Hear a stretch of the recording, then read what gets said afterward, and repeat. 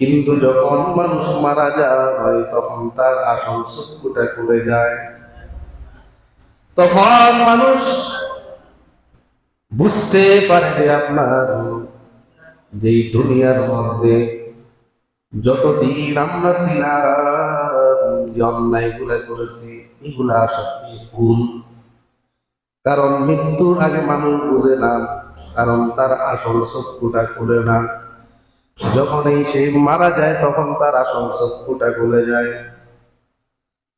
এই জন্য আমাদের উচিত হলো আপনার দুনিয়ার মধ্যে যতদিন আমরা বেঁচে থাকবো আল্লাহর হুকুম রাসূলের সুন্নাত তরিকায় আমাদের জীবনকে পরিচালনা করা।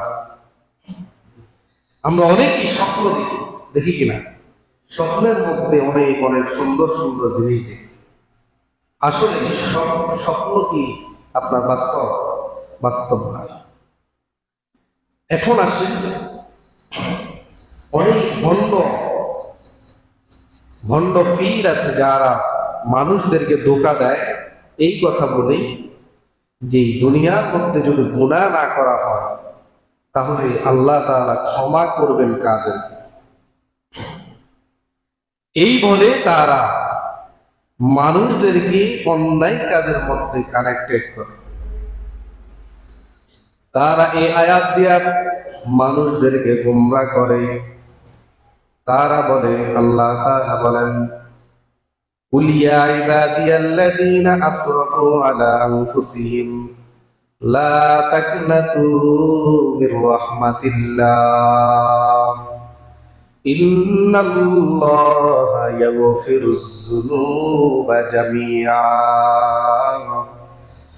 ইন্নাহু হুয়াল গফুরুর রহিম।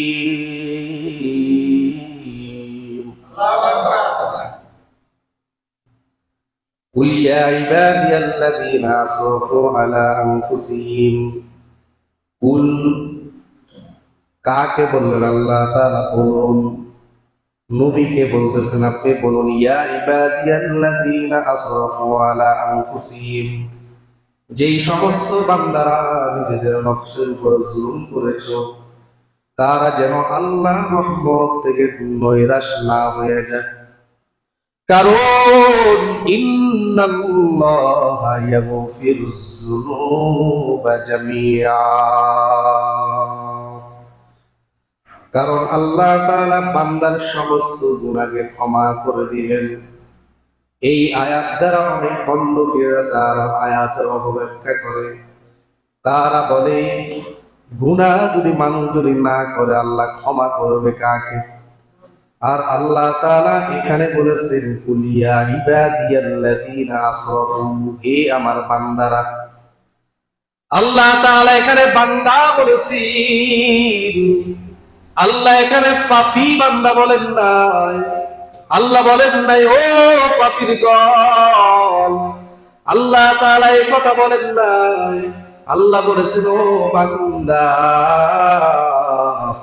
ভণ্ডের দল বলে এখানে আল্লাহ যেহেতু বান্দা বলেছেন অতএব তোমরা গুনাহ করো, কোনো অসুবিধা নাই। আল্লাহ তোমাদেরকে মহব্বত করে যদি গুনাহ না করো তাহলে আল্লাহ ক্ষমা করবে কাকে? বুঝলেন না? এইভাবে করে দেখবেন অনেক মাজার এর মধ্যে অনেক সাধক আছে, তার নামাজ পড়ে না, আছে না নাই? বলে আমরা সাধনা করি, আল্লাহ তো হলেন রহমান, আল্লাহ হলেন রহিম। তারা যুক্তি দেয় যে আমরা নামাজ পড়া লাগে না, আমরা যদি সব সময় যদি গাঁজা খাই কোনো অসুবিধা নেই। বুঝলেন না? এই আয়াতের অপব্যাখ্যাটা দিয়ে অনেক হাজার হাজার মানুষ তারা গুনাহ করে। এরা হলো মানুষ শয়তান। কিছুক্ষণ আগে একটা আয়াত কারিমা থেকে আপনাদেরকে বলেছিলাম, যার উপরে আপনি নির্ভর করতেছেন আর বলতেছেন আমি যদি তার কথা অনুযায়ী যদি চলি সেই আমাকে সেখানে রক্ষা করবে। আল্লাহর কসম করে বলি আপনাকে, আমি আপনাকে আল্লাহর কসম করে বলতেছি, আল্লাহ ছাড়া জাহান্নাম থেকে বাঁচানো কোন পন্ডফির মাজারওয়ালার কোন ক্ষমতা নাই। ঠিক না? আল্লাহু লা ইলাহা ইল্লা হুয়াল হাইয়ুল কাইয়্যুম লা তাখুযুহু সিনাতুন ওয়া লা নাওম লাহু মা ফিস সামাওয়াতি ওয়াল আরদ ওয়া লা ইয়াউদুহু হিফযুহুমা ওয়া হুয়াল আলিয়্যুল আযীম। এইভাবে করে কোরআনে হাকিমের মধ্যে অনেকগুলো আয়াত আছে। আল্লাহ যাকে সুপারিশ করার সুযোগটা দিবেন সেই সুপারিশ করতে পারবে, অন্য কোন ব্যক্তি সেখানে সুপারিশ করার কোন সুযোগ নাই। তাহলে আপনার শয়তান আমাদেরকে বিভিন্ন সূরতের মধ্যে এসে আমাদেরকে ধোঁকা দেয়, আরেকভাবে আমাদেরকে ধোঁকা দেয়। তারা আমাদের কাছে এসে বলে যে কোন অনেক বন্ধ পীরের আছে, তারা বলেন নবী বলেন নূরের তৈরি, কিসের তৈরি? নূরের তৈরি। এইভাবে করে তারা কোরআনের বিপক্ষে গিয়ে আমাদেরকে অনেক সময় তারা দলিল দেয়, দিয়া দিয়া অনেক মানুষকে তারা ঈমান হারা করে। আবার নবী গায়েব জানে এমন অনেকগুলা কথা বলে, বলে বলে তারা ঈমানটাকে হরণ করে নিয়ে যায়।